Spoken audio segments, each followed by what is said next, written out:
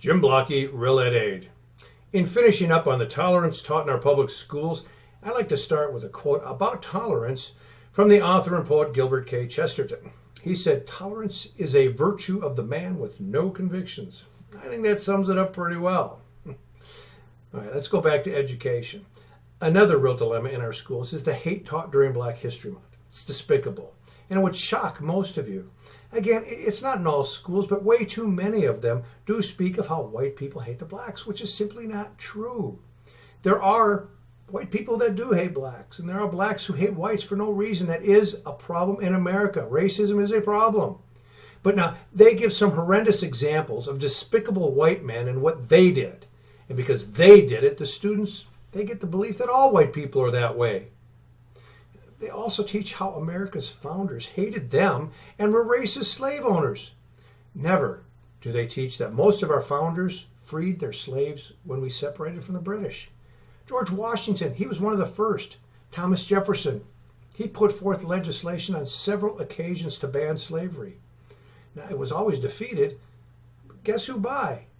Yeah, it was defeated by the Democrats. John Adams, he never owned slaves. Now, to not educate our children on the whole story, to me, that's criminal.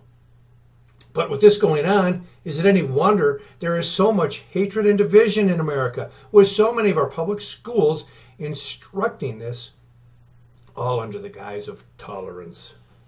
Now, UNESCO, that's the United Nations Educational, Scientific, and Cultural Organization, which is an organization the National Education Association has endorsed prominently. Now, UNESCO has had an impact on our children and our education system.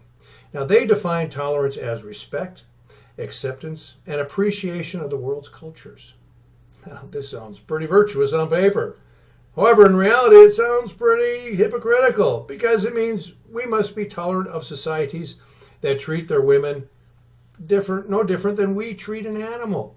We also must be tolerant of those cultures that murder homosexuals. All of this, isn't this what we're teaching our children to be tolerant of?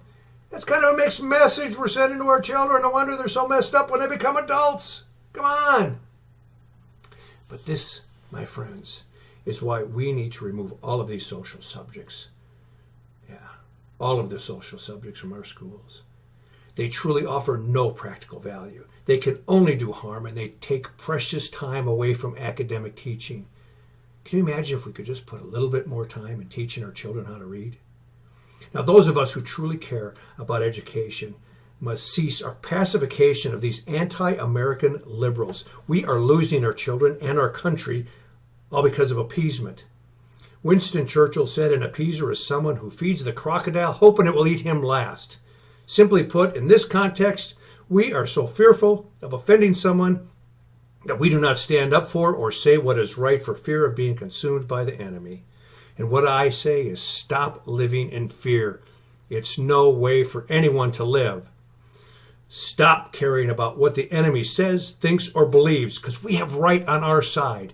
And when the liberals try to devour us, our integrity will be such a horrific taste that they will spew us out of their mouths because they will know what lies ahead for them if they digest the substance of our righteousness. Jim Blockey, Real Ed Aid.